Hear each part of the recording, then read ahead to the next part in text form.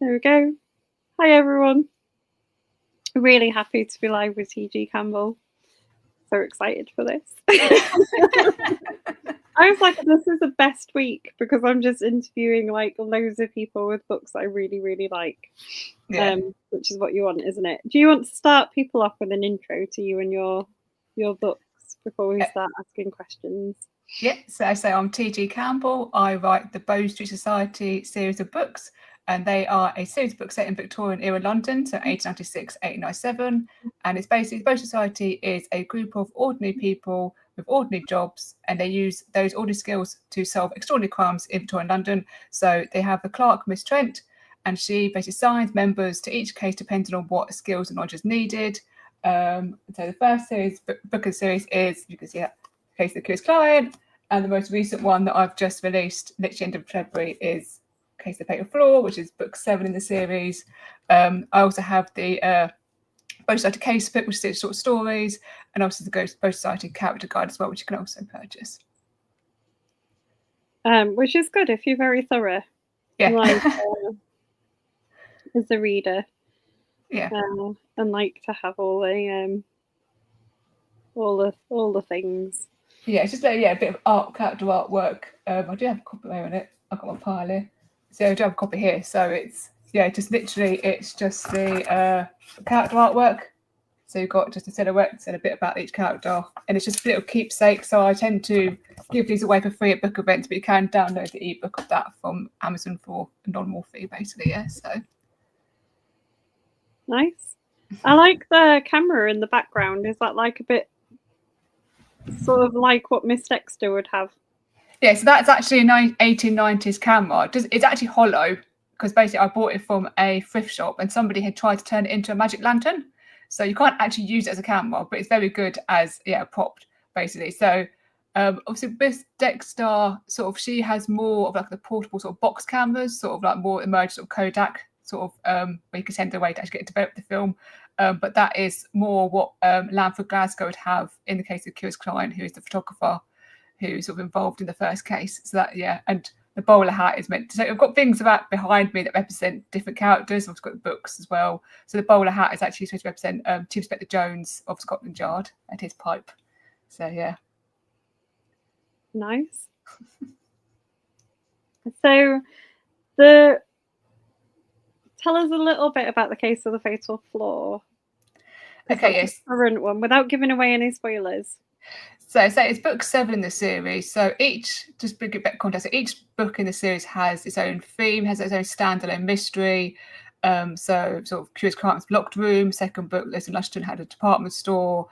Sort of spiritualism, blah blah. So so Fatal Flaw is centered around a fictional theatre in London, Strand. And basically somebody in that theatre dies in a very violent way, and the society are called in by the former employee of the theatre to investigate the crime, because basically they've been dismissed for being blamed for his accidental death. And so so Miss Trent sort of assigns the members that she feels most apt for that.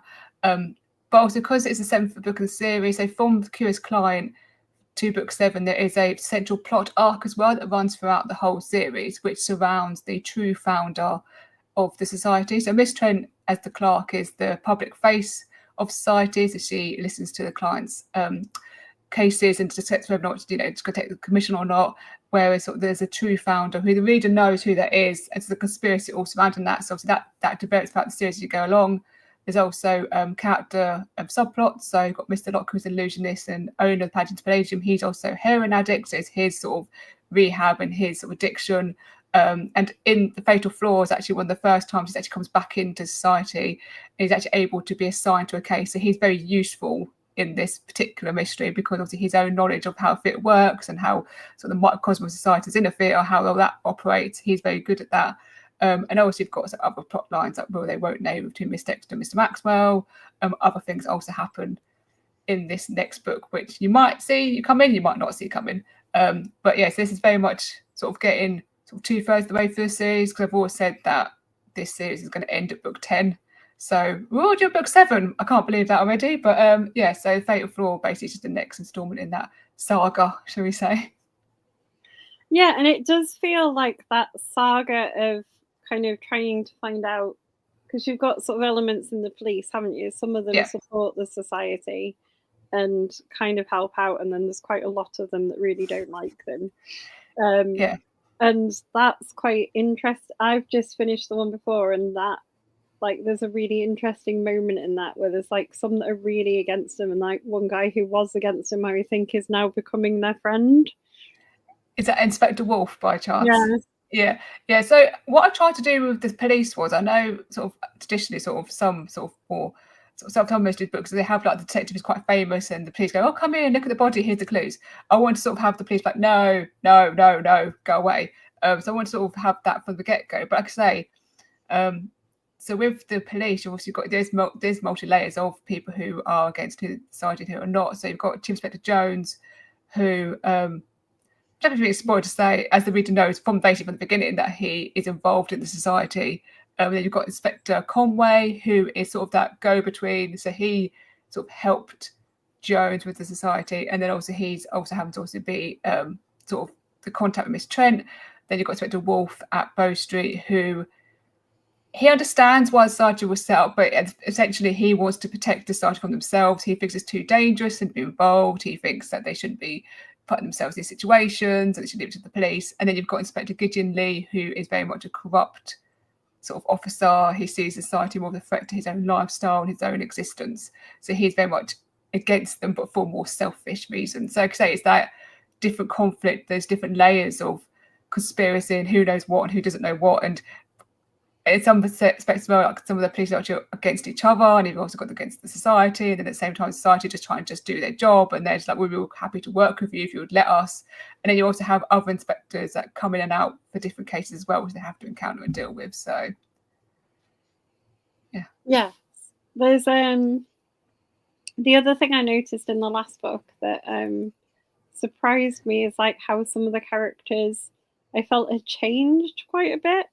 So like, well, not changed developed slightly. Developed, yeah, maybe. So Miss Webster is in this book and has been in other ones, but I feel like in this book she's quite forthright and very like opinionated. Oh, and the Pugilist Ploy. Yeah. I have to remember that. Yeah. So, well, Miss Webster has, in my mind, she's always been quite independently minded. But I think does she have a bunny? She's a bunny with Mr. Elliot, I think, doesn't she? In Pugilist Ploy. There's a running with quite a few people, doesn't she? She very dramatically doesn't approve of some like lady that they go to meet. Oh yeah. Well, then it just well. To be fair, they do almost walk in on that lady doing a certain thing. But I think with Miss Webster and Mr. Elliot, they're too similar. I think Miss Webster's also is a bit like, she's a female version of Mr. Elliot, and that they're quite sort of black and white. But I suppose also because Lady Alston is her guardian, she's also been allowed to be a bit more wayward. And I think as she's gone through society and the cases, she's gained a bit more confidence in that sense, because there's always strong women within the society, so she feels able to be a bit more outspoken. But I like Miss Webster, but she can be a bit like too forthright sometimes. Which I think some of the short, I think she has actually, I think Lady Alston has actually told her off for that, I think, once. I can't remember which one it was, but she definitely has told her off for being like, that's a bit too far, Yeah, I like it. She also has words with Mr. Maxwell as well, doesn't she, in it? Oh yeah, basically telling them to back off, which I kind of felt like that was almost like she was saying what the reader wanted to say as well, I think, and what sort of other people maybe didn't feel they could say to him. But Mr. Maxwell is very much a Marmite character. I think you either love him or you just want to wring his neck. Yeah, I was discussing this with my husband before we like in the run up to the chat, because I was saying that we've had this discussion before about Mr. Maxwell, because I'm very much in the camp of wanting to wring his neck. We were pleased to know he's not in the Fatal Flaw, so I think the reader needed a break from him. Even I needed a break from him. So he's not actually, he's mentioned in the sense that you've not heard from him. So I think the reader might be secretly hoping he doesn't come back. But it's interesting because he's one of those characters who was meant to just be light relief. And then he ended up sort of pushed everybody else out the way, and then before you know, he had a whole book about him in book 5, and now he's just like, he sort of left his imprint on the series, which was never the intention with him, but he just seemed to have just decided that was what he was going to do. Have you found that has happened with other people as well, like characters that you sort of set off to be, you know, maybe in one case? Or I think Miss Dexter as well, I think she started off quite quiet, and I think as time gone on, she's getting sort of found a bit of herself and found a bit of her identity, and she's had found her voice as well to a certain extent. And I think with Puga's Pro as well is like where she basically makes that decision where she can't be with him basically, but she does it for her own reasons, not necessarily because she doesn't feel any obligation towards him. But I think so she's very much sort of gone. But the whole will they won't they romance again was not necessarily planned. It was just a moment in the carriage in the first book they touched hands and like, oh, we're going to do this now. And okay, fine, we'll see where this goes. But yeah, I think, and also Dr. Weeks, his plot arc, especially in book 7, is not at all how I foresaw it when I introduced him in book 1. He was always going to be just this sort of drunk who didn't care what other people thought and just was a bit, again, as a sort of a forthright character. But he's definitely gone on his other journey, which is very, very interesting, but it was not how I saw him going. Do you get, because there's also like a character in book 6 who's a bit of a mole, so who's joined the society for nefarious reasons, haven't we? Do we get more of him in book 7? Yes. So that's Dr. Neil Colbert of Bedlam Asylum.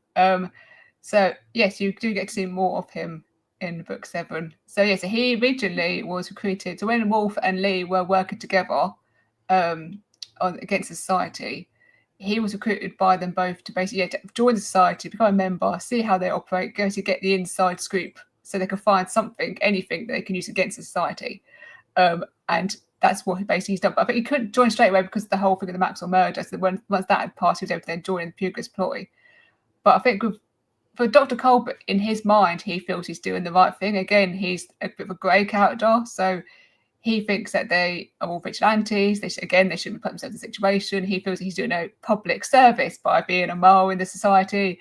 And also sort of his own journey of like, you know, will he be swayed by the other members, or will he carry on with this staunch, no, this is wrong, I do what I can to get rid of them? So I think people are interested to see how that unfolds as well. But yeah, he is more involved in the case in the Fatal Flaw, but also he is more involved in other characters' lives, shall we say, in book 7 as well. Oh, I wonder, I know where that might be going, but yeah, that's interesting. Okay. Because I think in book 6 he mentions a certain character and how he could help him if he was in, or them, if they were in the asylum. In the, yeah. So I'm wondering if it's that person. Possibly. It could possibly, yeah, possibly. You have to read it. Well, it's there for me to read. I did have to do a lot of more research into Bedlam, because it's a Bedlam to speak to in book 7. But I was lucky enough to, no pun intended, to speak to David Luck, who is the curator at Museum of the Mind. So he gave me a lot of information about how it operated, what sort of the rules were, how somebody would be admitted. I think by the time when I'm writing, you've sort of got past that whole admitting someone to asylum to get their money. So they were aware of these scandals that had happened, and they were actively working to sort of prevent that from happening again. So there was a lot more sort of rigid sort of observations, and you had to go through hoops basically to get somebody admitted. So that was really interesting to actually, because I sort of made a lot of assumptions, and actually when it come down to it, it was a lot more, there was more involved in it than that. So interesting. I always find kind of thinking about the asylums in those days quite horrifying, because there were lots of reasons you could end up in one that weren't necessarily reasons you would put someone into something like that now. Yeah. I mean, yeah, obviously they didn't have the same understanding of mental health issues as we do now. And like I say, certain things you wouldn't consider insanity, would consider insanity back then. I think for the perspective that I'm writing from, obviously you do have people who within the medical profession with asylums who obviously weren't necessarily good people, but you did also have people who were there trying to help people. So again, I do have a book that actually talks about illnesses of the mind and how to diagnose and treat them, and that's a really interesting read, especially from the era itself. So it's interesting to use that to see how they would diagnose certain conditions and illnesses, and actually, how they would go about treating them. But so the luxury of having a fictional character rather than based on a real person at the asylum means that I can sort of have him follow his own ethics and his own. Dr. Colbert is revealed to be the resident physician at Bedlam, so basically he is the head doctor there. So as much as he sort of runs the place, he's also answerable to the board of governors. So again, any sort of mechanical restraint that was used, he would have to go to the meeting of the board of governors and justify why that was used and when it was used. So it'd have to all be locked. So it's all that sort of bit moving towards a bit more sort of, like I say, sort of more observation and sort of accountability, really. Which is interesting. I think that's the time you're writing it though is becoming a time when there was starting to be like different sort of understandings, and it's moving towards that modernity, that more modern age. It's sort of that transition period. Which so that must make it more interesting to write about. And you're quite accurate. So when you talk about Dr. Locke and his addiction and the treatment, you should go quite into detail about it. Yeah, because I tried to, like I say, try to be historically accurate possible. That is actually based. I don't know if I've got the book here, but yes, it's actually based on the treatment of opium addiction medical sort of paper that was published by Dr. Mattison in 1888. So that's actually the Dr. Locke would actually have read that particular pamphlet and talked about opium, but obviously heroin is like an opiate. So I very much read through all of that, highlighted stuff, noted where Dr. Locke and Mr. Locke would be at different stages, what treatment she would give him. Obviously, there's certain treatment she could have given him, but I think she knows her husband and she'd be reluctant to give him more drugs. She's trying to get the more sort of natural, sort of less medicine-based approach, really. But it's really interesting. They're not necessarily knowing sort of like the causes for these conditions, but I think the overarching message seems to be just to get people to a level where they can function and they could be a useful part of society, rather than necessarily trying to cure them. It's just like just making them to a level where they can cope, basically. And they talk about different other doctors' approaches and what they've tried and what doesn't work and what they recommend, and that sort of thing is really interesting. But so I do try to, where I can, base it in that reality of the time, if possible. So it's probably hard to avoid opiates entirely in those days for the amount of like random times they just put them in all sorts of medicine. Yeah. I mean, obviously he ends up relapsing, doesn't he? In Pugilist Ploy, he ends up going to an opium den, because essentially Mr. Locke's, the cause of his addiction, one of the reasons why he keeps going back to the heroin, hasn't actually necessarily been addressed yet. But I was quite conscious I didn't want to have him just disappear for a bit at one book and then come back like, I'm cured. I would have him actually be like, have to go through the pain of the withdrawals and having to like, go through that, sort of look at himself really and sort of see how his flaws in his own characters actually caused him to get to where he is. I think like as all addictions, he's going to get to the point where he's going to have to just take one day at a time and just try to just deal with it as best he can, really. The other thing I was shocked about with the Pugilist Ploy is like how much I enjoyed a story about boxing. Yeah, I mean, I found with boxing, it's one of those things where I don't necessarily like watching it, but I'm really interested in the history and the culture of it and the psyche behind it. And reading the book, The Art of Boxing, which was actually by a gentleman who had done the bare knuckle kind and had then moved on to the Queensberry rules, the gloved kind. And he was trying to make the sport evolve with that and trying to make it more respectable, talking about it as an art form and trying to sort of get it more sort of accepted, really. And so again, you know, having that juxtaposition between like the traditionalists who are like basically just chuck two guys in the ring and just have them beat each other out for God knows how many rounds, and then you've got the other side of, you know, trying to be a bit more, you know, measured and trying to be a bit more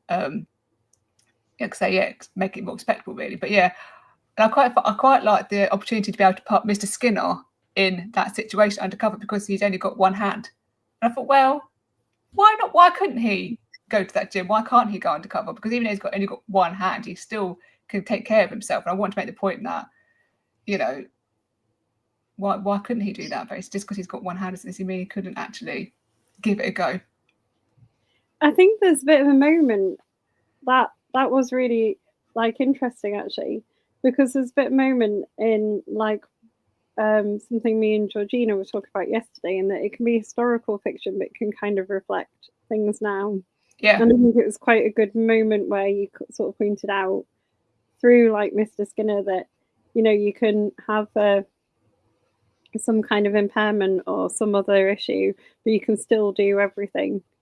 Yeah, I think partly because from my own experience, I've got a visual impairment, and when I was younger, I've been told so many times, oh, you can't do this and you can't do that, and don't do this and don't do that. And actually, you know, it's better to try to find ways to do things, like I say, and actually do things in spite of your impairment, because, you know, ultimately, you know, it's encouraging people to basically just reach their full potential, really. And I think, like I say, people shouldn't be told not to do something just because of it's perceived by others that you're incapable of doing it. You know your own capabilities, you know your own limitations, so just go for it. But I liked his kind of attitude in it. He was quite, I'm just going to go and join the boxing club and it'll all be fine. Yeah, I think also ultimately, well, because even though he has only got one hand, he's also a bodyguard. That is his job. He does that's his regular job. He bodyguards for a captain of the Navy, so who basically bodyguards his wife. So that's, and obviously he's got guns expertise and that sort of thing. So he generally is quite a tough character anyway. So he didn't see, if him personally, he didn't see it as an issue because, well, you know, I potentially have to fight and defend my ward anyway. So he just, but I think Miss Trent wasn't entirely convinced that it was a good idea to send him into the lion's den, shall we say. Yeah. Well, she was struggling with that in general, wasn't she? Like placing people undercover, because I think there's a lot more of them thinking about the sort of purpose of the society and, you know, should they be risking people? Yeah, I think after the Maxwell murder, it sort of really sort of hit home to her how much risk they are to put themselves in, and actually how much they are put on the line. And I think that's why it's quite good for her to speak to Conway, because at the beginning of the book, Conway is seen talking to one of his undercover operatives. And so he has to deal with that question of day in, day out, how much danger should he put his own sort of colleagues in. And I think that moment because there's a moment on the bridge where they meet, don't they? And she asks him, what's your opinion of doing this? And I think one of my beating readers said they thought that she would go back to asking about her parents, because obviously Wolf goes down to Tunbridge, doesn't he, to find out her backstory. And I think so. I was quite surprised, but I think she does put a lot of trust in Conway and she respects his opinion. So that was I think one of my favourite moments actually, when it just shows them two, despite everything, they're becoming more closer friends, I think, and getting that more strong connection. Yeah. Sheila Perry's commented. She writes as Cecilia Peartree. She's has there's a few historical kind of vibes in her books as well. She said it's interesting what you're saying about Mr. Skinner. Her late mother-in-law was born with only one arm, but she doesn't think she ever considered boxing. Yeah. She did manage knitting very well, though. Yeah. I mean, obviously, Mr. Skinner, he lost his hand in the Navy. A cannon took off, basically. So that's why he had to leave the Navy. But yeah, he's managed to adapt in spite of that. And like I say, it's one of those things that you find ways to still get to the end goal, really. And I just think also like watching sort of Strictly with the blind dancer who's actually got the same eye condition as me, and he's able to do all that in spite of people's perceptions that he wouldn't be able to do that, you know. And again, it's just and he said, you know, just prove people wrong, you know, just do what you want to do and just don't let anybody tell you can't do it. Yeah, and I think it's really inspiring, but I think it's kind of good to see that in fiction as well, isn't it? Yeah, Or yeah. to be exposed to those kind of opinions in fiction, or like you said, on Strictly or anywhere like that. I think we need more of those kind of messages. Yeah, I think for me, when I create the characters, I always think that these characteristics are just, they're just part of them. They don't define them. So that's just part of who he is. It's not who he is. You know, it's. I think that is. I always say to people, every single person is a rich tapestry of multiple layers. There's people aren't just one label. They're three dimensional, and you should always apply that same same idea to your characters as well, that they're not defined by their sexuality or their disability or anything like that. That's just one part of who they are. Precisely. And Conway is kind of interesting in this one as well, isn't he? Because he's sort of fronting up to a world that he knows quite well, Yeah, in kind of bare knuckle boxing. yeah, Having to realise his limitations now he's a bit older. yeah. And Yeah, what he's he not can spooting do. anymore. Yeah. And he kind of like, I think he's got like, because it's like about the old boxing, you got a couple of the characters who are sort of involved in investigating the current crime who are like both boxers, and they're kind of getting a bit of nostalgia, and maybe more nostalgia than they kind of are capable of dealing with. Yeah, I think I always knew that Conway obviously been a boxer, and I always knew that Mr. Snyder had been a boxer. And I think when it comes to actually planning the book, I was like, would it be really interesting that if they'd met, that's how they met originally, was in the boxing ring. And because I think that would also be what's in the spectral shot when they both go off and into the night basically to meet that mysterious client. Again, I think you sort of showed then they had a bit of a friendship then anyway. But like you say, he basically, Conway boxed before he joined the police, and he joined the police because basically he was a very good boxer. But like I say, when it comes to actually him, basically the victim in the case is obviously got a dossier, hasn't he, of different boxers, and he's collected all this information. So obviously Conway's just come out of going for the disciplinary board in Maxwell murder. So Jones is very acutely aware that any scandal, whiff of wrongdoing on Conway's part can be very dangerous to him. So obviously he has to sort of intervene in that sense. But what I loved about Puga's Poll was actually having the opportunity to actually physically have the police and the society actually in the ring, literally in a ring together, fighting each other, and actually both sides come together to like have that actual sort of physical manifestation of the conflict that's already going on elsewhere. So I really enjoyed being able to do that. And it was a tough question of who am I going to let to win? Basically, he's going to win in the end, but I think it was the right decision. I think the one that I gave in the end. Well, I think the other person couldn't really have won because of other circumstances. Yeah. So it's very hard to talk about some of the things, isn't it? I think it's harder when you've got a long-running series, because we're sort of hoping that people who are watching have maybe, we're going to be at all different stages of their journey reading these books. So there might be people watching who've never read one of your books at all. There might be people who are like me and most of the way through the series. Yeah. Plus quite a few of the sort of associated short stories. Yeah. And there's going to be people all the way along the ways as well. So it's kind of hard to think about when you're like this far into the series, what questions you can ask without spoiling any of the previous ones.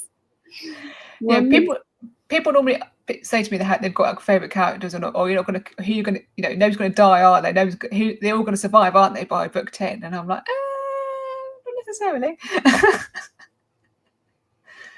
So, but I do recommend that people read the series from book 1 because of the different plot lines. You can. I mean, one of my friends, he started with the boxing one because he enjoyed boxing, loved that one, went back and read the first 5. But in order to get the proper to be able to follow all the character arcs and actually get the full impact of those journeys, it's best to start with the first one. Sheila said it sounds as if your characters are taking control of things and driving the plots forward. Is this how it works? Yeah, definitely. Yeah, I think I say because each one has got its own mystery, so you do have that sort of puzzle element in that sense. But yeah, people always say to me they come back for the characters, for the main sort of core characters like Miss Trent, Mr. Snyder, the Locks, you know, Dr. Weeks, you know, what, and also like I say the police characters, what's going to happen with them. And I'm at a point now where I've got the complete plot plan for book 8. I've got the chapter breakdown, so I know exactly what's going to happen in book 8. And things are now, we're getting to the point now in the series where things are going to start coming to a head, and things are going to start to build up to that final dramatic crescendo, basically. And it's exciting, but at the same time, part of me, because when you get to this point, the characters they do start to become like real people. So when I go on panels, they feel I always feel the responsibility of like, I'm not just representing myself, I'm representing all these people that are in these books, even though they're all fictional and they've never lived or breathed. I do feel like they've become real people to me. So when you do write, it becomes instinctual. So you know that a character would do something or wouldn't do something, and they very much are deciding mainly what they want to do within the series. And in some cases, I do, you know, I overall, I do sort of feel sad that I'm getting to that point where it's towards the end of the series now, but at the same time, I can't believe I've got this far. I'm sure I've asked you this before, but what's next after Bow Street? I think, so because there's so many different members at the moment, it's like 15 named members that Mr. Trent could call upon. Also, because some members that I've never featured in the main series, only the short stories, and I think so many of them lend themselves to other genres. So I do like the idea of doing a spin-off. So at the point where we are in the series now, in book 7, obviously Mr. Maxwell, Miss Dexter are abroad. So I'd like to do their story abroad. Obviously, we've got some Mr. Verity, who's a spiritualist. So I would maybe like to do a haunted house type story.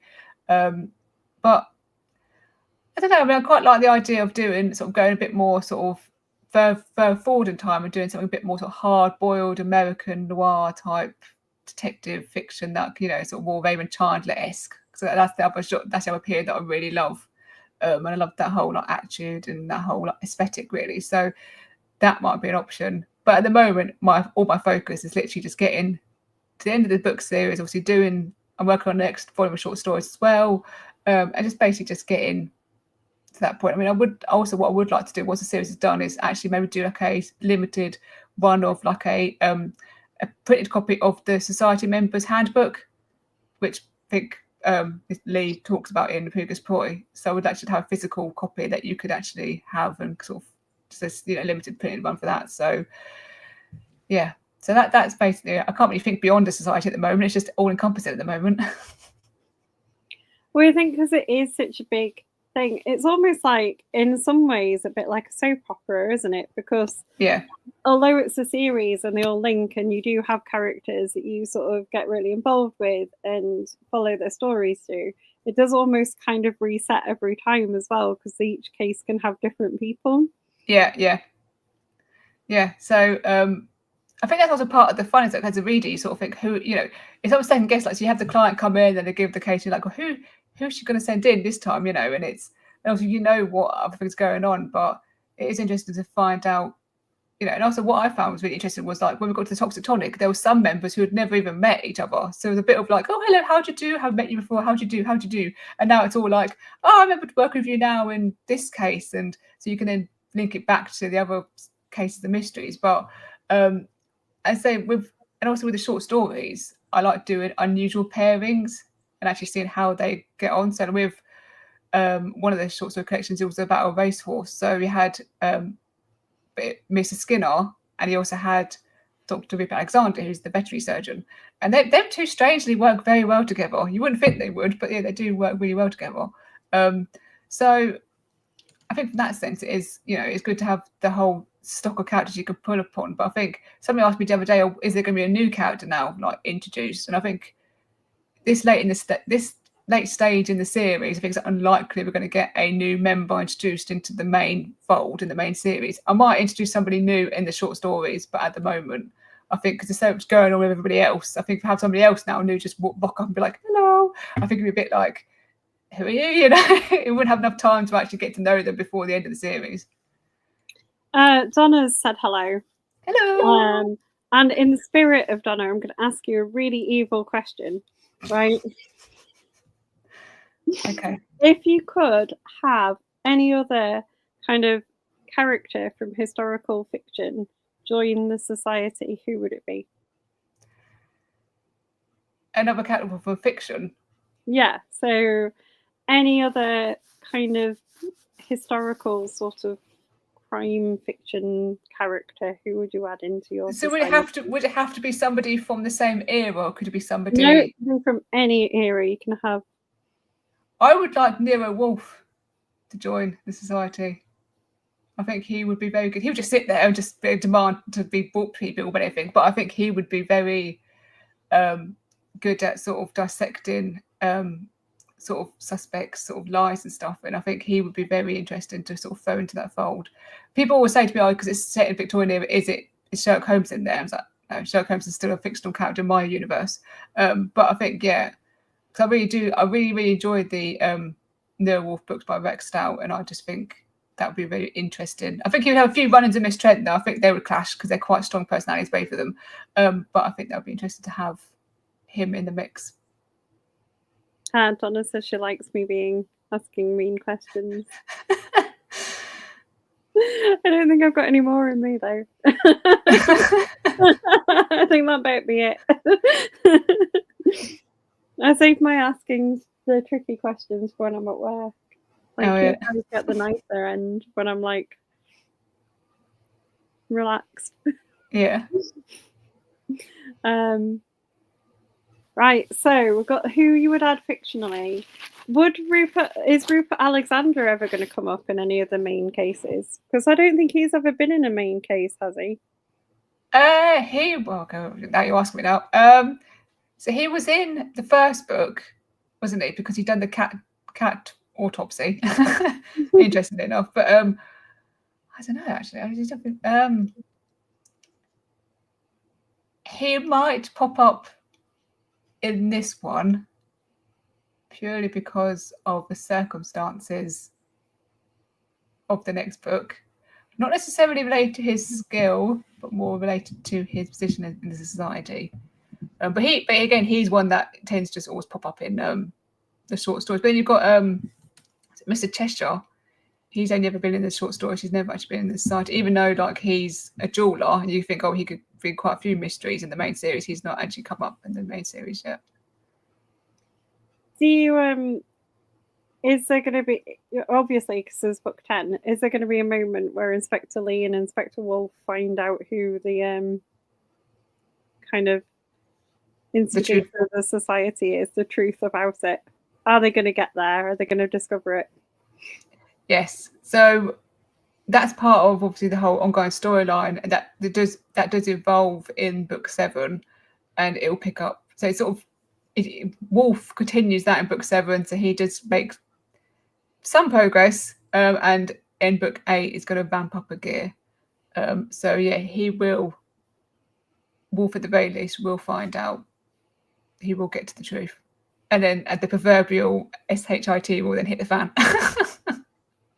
I'd be intrigued to what Wolf would do with it though, because I think he's got kind of a bit of a soft spot for Miss Trent. Yes, he does have a very big soft spot for Miss Trent. But I think again, it's that whole question of it's conflict of loyalty. It's really like, what he thinks is right, and also his loyalty to the person involved. But like I said to her, it's even though I think the whole thing finding out what he did at Tunbridge for her, it made him more human, I think, in her eyes, and also the reader's eyes. But ultimately, I don't think it really changed that much in that sense. That he said to her things like, "This doesn't," or she said, "Doesn't change anything." But Wolf is got a very big. Yeah, he fancies Miss Trent. Something rotten, yeah. But he's not, because there's a lot of hints of romance in the books, but there's not really any kind of soppy moments. No. No, nobody's very happy. I did realise actually when I was going through this series, I realised a lot of people have problems with their parents, and that wasn't necessarily intentional, but there seems to be a lot of parent issues, which has ended up fucking up. But I think Miss Trent though, I think it's difficult for her, because I think with her role in the society, I think if she allowed herself to enter into a relationship, I think she would think that would compromise her authority and her position in society, and I think she'd get a bit too distracted, so she's very much sort of cut herself off from that side of things. And also everybody else's love lives are so complicated that she doesn't need to get involved in that. But I think the Locks, they're not like a conventional relationship, but again, the journey they're going on with actually I think will end up making them stronger in the end. But yeah, it's just interesting to see how it all ends up. Because I've literally planned up until book 9, even though that probably will change by the time I get there. But I haven't actually got a plan for book 10 yet, because I want to get to the point of book 10 and then see for myself where I think new things need to go, things need to finish. So are you willing, so the end of the series in your head, or do you think that might change as you go through the last couple of books? I don't know what the final scenes will be in book 10, but I think, because basically, so without giving too much away, so basically with books 8 and 9, they very much are linked, and I think we should see how people receive those. But I think ultimately the ending that I've got in mind, if it does change, it will probably change as I'm writing book 10. I think it will depend on what the characters do in book 10. I'll be like, I want you to do this, and like, no, and they're like, no, you need to do this, like, no, so I have to then try to like just go around the house a little bit, just get to where I want them to go. A bit of a game of chess really. But at the moment, I know how it's going to end. I know who is going to be left standing, where people are going to be at that last stage, really. I'm intrigued by the who's going to be left standing. You've hinted at this before, and I feel like you're going to be really mean and kill like a few people off or something, and we're all going to be really sad because we'll be like, "Why have you done this?" Maybe.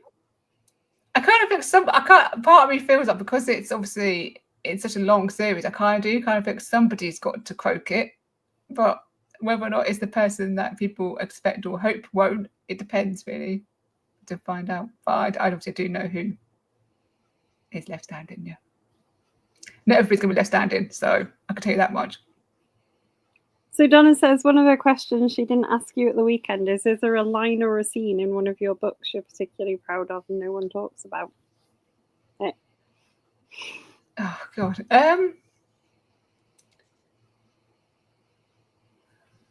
I think for me, so like I could say the scene with the bit on the bridge between Miss Trent and Conway is quite memorable. But in terms of lines, I really love. There's a bit in Inspectoral Shot where Mr. Locke's going to go in and look at the apparatus, shall we say, the centre of the mystery, and Miss Trent's like, "Oh no, it's dangerous." It's like, "Oh, if I die, I'll take full responsibility." It's like that sort of throwaway sort of like arrogance that he has, and I do love his one-liners, and he's very good to work. He's very good to write for. And I did really enjoy him being back with the society in book 7 and actually having, he's still sort of recovering from his rehab, still quite weak and everything, but the little twinkle in his eye, his little arrogance is definitely returning full-fold. So, but yes, I think those sort of throwaway lines from him and, is the sort of things that generally I think I quite enjoy and remember really, yeah. So, but there's so many different moments, and I think those moments of sort of the more intimate moments where it's just the two characters and they make those connections, like say with that scene between Wolf and Miss Trent, it's so emotional, and it's just literally just them two, and I think when they move forward in their relationship and that development sort of happens, I think they're the ones that I really remember the most.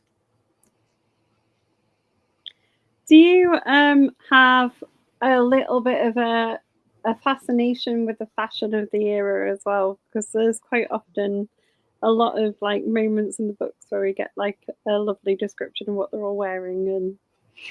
And I think for me it's a way of showing sort of their class and their status, and also what I like to do as well, sort of sometimes make comparisons between the characters through what they're wearing, and also it's a bit of like what their personality is like as well. So like with Dr. Weeks, for instance, when he's working, he only ever wears old threadbare type rubbish clothes, but actually his normal wardrobe is quite more expensive, a bit more tailored, a bit more smart, which you of course see when he turns up at the Scotland Yard to do the disciplinary board.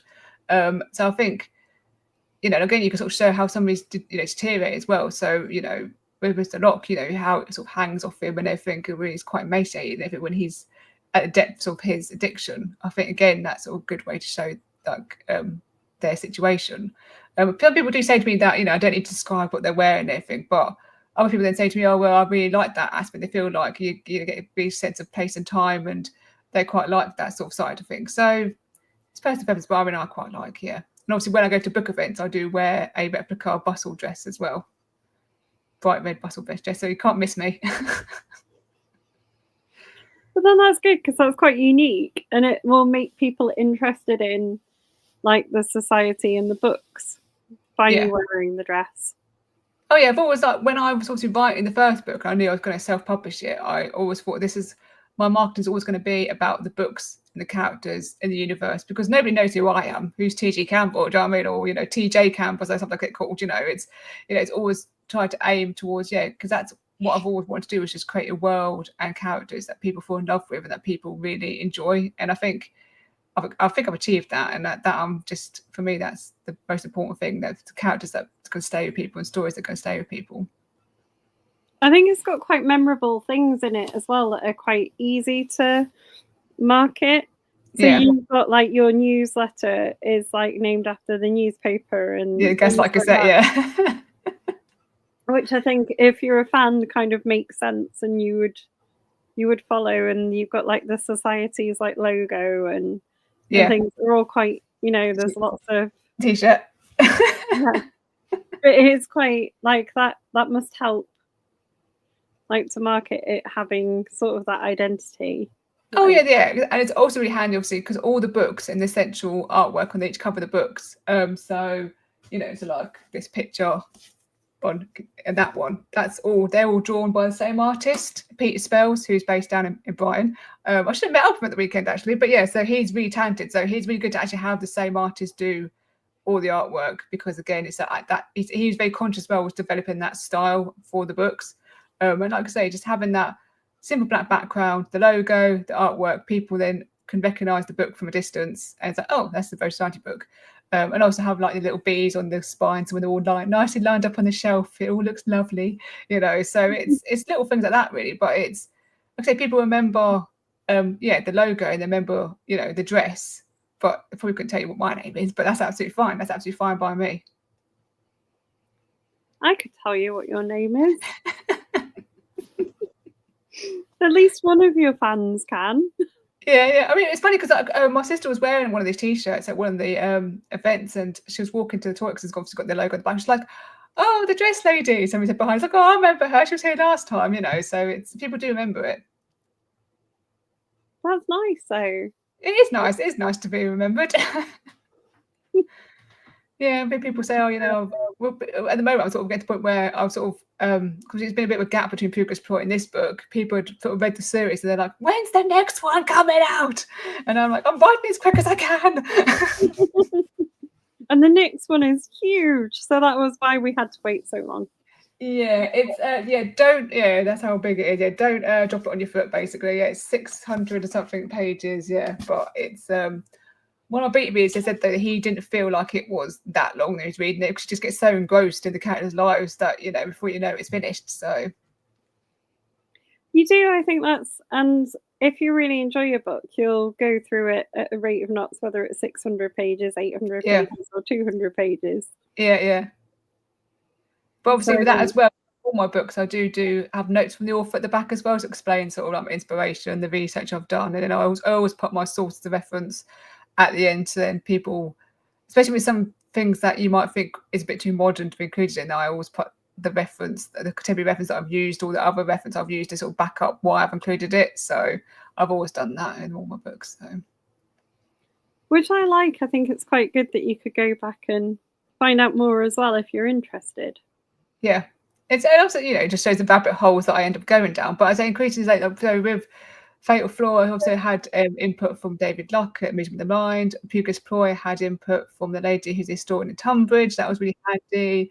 But also I've had other inputs previously. So also with the Fatal Flaw, I had help from the West Midlands Police Museum, because actually they go to Birmingham in the Fatal Flaw. They do a little bit of a little jaunt up to the Midlands and actually work with the City of Birmingham police in the fatal flaw, which obviously they previously had encountered in the case of the contradictory corpse, which is the bombology. So again, it's trying to get the right information from the right sources. Really, that's really important. Good. Birmingham would probably be very different then to how it is now. Yeah, it's a lot of buildings which don't exist anymore, which were around then. I've got a book called Lost Buildings Birmingham, which is really handy. But also, again, it's like always things like finding out what it's like now and rewinding it back to when I'm writing. So again, the West Midlands Police Museum was really invaluable in that sense. They sort of told me where the police detective sort of unit would have been in that time. What because there was still the City of Birmingham Police at that point, and we hadn't actually merged into the West Midlands Police at that point. So we had to place that. And actually, there's actually another character who was in that original short story who's now joined the main season. That says that he's a police detective inspector from Birmingham, and he actually is now in the main series because Conway goes up independently, and Mr. Snyder spot him at the train station. They follow him and they end up following him to the police station, which they were going to anyway. So they all end up getting embroiled in this undercover operation to nab the criminal, basically. So it's interesting having the dynamic between Conway and his contemporary from Birmingham, and then you've also got the outsiders from the south. So it's also that sort of, again, in conflict between those two groups as well. Interesting. Donna says she also knows your name. Okay, oh good. There are two fans who know you. But yeah, to talk about real places as well, though, like obviously in Pugus Point, when Conway goes into Scotland Yard, that was again when he's walking around. That is based upon the floor plan that I got from the Royal College of Architects thing, their archive, and so they took a picture of the Norman Shaw Builders' original floor plans. So that was really good to be able to then use them to guide him around Scotland Yard as it would have been back then. Yeah. I love that you do that amount of research. It's brilliant. Thank you. Tell us, because I always ask you this, what you've read recently and really enjoyed. So obviously I was on the historical fiction panel for Dark Side of Brighton at the weekend with Donna, and so for that I read The Midnight Man by Julie Anderson and Dazzle the Light by Georgina Clark. I really enjoyed both of them. Definitely going to be getting the second in the Capital trilogy for Julie Anderson. So I ended up staying up to work in the morning reading The Midnight Man. I was like, I need to know how it finishes. So that I really enjoyed that. I'm currently reading Song for Someone by K.D. Sherrinford, which is actually a Sherlock Holmes and Irene Adler romance mystery, which obviously because Sherlock Holmes, the character, is now in the public domain, you can imagine there's a swathe of Sherlock Holmes appearances. But romance is not really normally my thing, but I thought I'll give this a go. And I met the author at Books on the Beach last year. But what I really like about this book is that she's definitely working with the existing Sherlock Holmes as the character and trying to, it's very much a very interesting development of how he grows closer to Irene Adler, obviously the lady who could outwit him. And so it's very interesting how she sort of writes it and develops their relationship and how they grow closer and closer. So it feels like it's still quite natural. It's not like a forced thing, if you know what I mean. So I find that I'm about just over halfway through on that now. So I find that really interesting from that point of view. Very, as I say, romance is not one thing, but I do feel like this is very well done, very skillfully done, this one. Donna said, is that the one she won an award for? Yeah. It's the first in the series, yeah, so. Yeah, there you go. See, I do like romance, but I'm not sure that I'm a big fan of Sherlock Holmes. Yeah. The thing with Sherlock Holmes is like, it's kind of like, even like obviously in Conan Doyle's own lifetime, he became bigger than the author, became bigger than the stories. And I think obviously Sherlock Holmes as well is very much a product of his time as well. But I just think it's interesting how K.D. Sherrinford sort of taken that existing concept and actually take it to a new direction, but at the same time trying to still work within the constraints of the character and the stories and the canon. And I think it's very, in that sense, it's very interesting to sort of see it taken in a new direction without it feeling a bit tacky or feeling a bit like, superficial, really. because they don't immediately fall in each other's eyes, be like, "Oh, I love you." You know, it's there's definitely a journey that they both go through as characters and also together that gets them to that point. So when they do get to that point, it does feel more natural. It feels like they've had to go through it basically to get there, which is always good. We like drama, we like conflict, we like putting our characters through the ringer. Yes. And have you got any more book events coming up you can tell us about? Yes, so on the 22nd of March, I'm in Newark for the Fiction Fans and Ball Gowns event. So that's the book sign event then. Then on the 26th of April, I'm in the Holiday Inn NEC in Birmingham for Book Loves in Birmingham. And then on the 25th of October, I'm at Authors at the Armouries, at the Royal Armouries in Leeds for another book sign event. I also put my name down for London Comic Con, which will be in May. I'll hear tomorrow whether or not I actually got into the writer's block area of that or not. So fingers crossed. And then I've put, hopefully, because last year my the local the literary festival in Milton Keynes did an indie book fair in our local library, and that was really successful in December. So I'm hoping they do that again this year. And if they do, I will put my name down for that. If they do it again, so hopefully I'll get into that. But yeah, this year my 3 mottos are to read more, write more, get out there more, basically. So I managed to do read more and get out there more, and I'm gradually working on the writing more. So Brilliant. Yeah. That is great. And you'll be in Leeds, so we can have a drink together. You have to come along, yeah. So yeah, tickets for that, all those events are available. So yeah, definitely come along to that. So I'll be there on the Saturday, the 25th of October, have my stand and my dress. So you definitely have to come along and to meet up. I feel like it's a good place for kind of historical writing, the Royal Armouries. Yeah. Well, it's strange because like when I did the first UK Book Club live event in that June, the Authors at the Arms on the same day. It was happening the same day. So this time it's different. I think the next UK Book Club UK Crime Book Club Live is in September, isn't it? End of September. This is obviously now the end of October.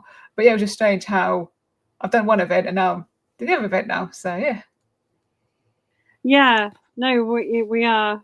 We September. Yeah. Donna says it's not very often there's an author from her neck of the woods. Oh yeah, we're just up the road from each other. Yeah. Because I live in Milton Keynes, so yeah, I think we when she was supposed to come to Books on the Beach, she couldn't come because of the train strikes. We met up in the cafe in Waterstones in Milton Keynes, so she could get her pre-order, and I sat and signed all the books in Waterstones cafe. Brilliant! I love that. See, whereas I've got the opposite problem to Donna. You're like miles away from where I am. Yeah, well, this is why I'm trying to do more book events this year, so that people can come along if they're near to me. So yeah, because otherwise it is, because I don't drive, it's difficult to get places. But yeah, but you have to come along in October. Yeah, there you go. See, or at least find you and take you for a coffee. Yes, exactly. Yeah, just kidnap me. Yeah. And you're like, how dare you've done this character? Oh, sorry. Will I sneeze? Remind everyone what they're going to go away and buy if they haven't already done so. Yes, so right, both Society books. Starting the Case of the Curious Client. I do have a copy here somewhere. Where is it gone? Here it is. Yeah, so the first book in the series, The Case of the Curious Client. So they're available on ebook and paperback through Amazon, through Kindle Limited. I'm currently working on the audio book of this. I don't know when it's going to be out, but I'm currently working on that. But you can go to bowsociety.com to find out more about the books. There's also the character information on there as well. You get a character guide from Amazon, which has got the police officer characters in there as well. And as you've got the monthly newsletter, Gaslight Gazette, which tells you all about events I've got coming up. I also got cookery, like recipes, authentic Victorian recipes from a cookery book that I've got of Slang Word the Month. And you have the casebook short stories are serialized in the newsletter before they're then eventually published at the end of the year. So if you want to have the first look at the short stories, you get to read them in the newsletter first. All right, Donna, she's showing off. She says she's got hers all signed up to date. Oh, only because I saw it the weekend. I haven't got a book 7 signed, but other than that, I have quite a collection. Well, you're more, if I see you in October, I'll bring it along and I'll sign it for you. Exactly. There you go. Yeah. See, we'll get all sorted. Yeah. I've got a collection. You're in my signed shelf of Oh, books good. down here. Yeah, because I just want to make the point that if you do want a signed copy, I don't sell them through my website. I only do them obviously for friends and also for like giveaways, or if I do book sign events in person. So I limit it just to those occasions, and then people feel as they get something a bit more special, and there's not something you can just get anytime. So no, yeah, if you have a signed T G Campbell book, it is a very special thing. Yeah. And it's always a delight talking to you. I've been very excited for this today. Oh, thank you. It's always a delight talking to you as well. Thank you very much for having me back on. No, you're welcome.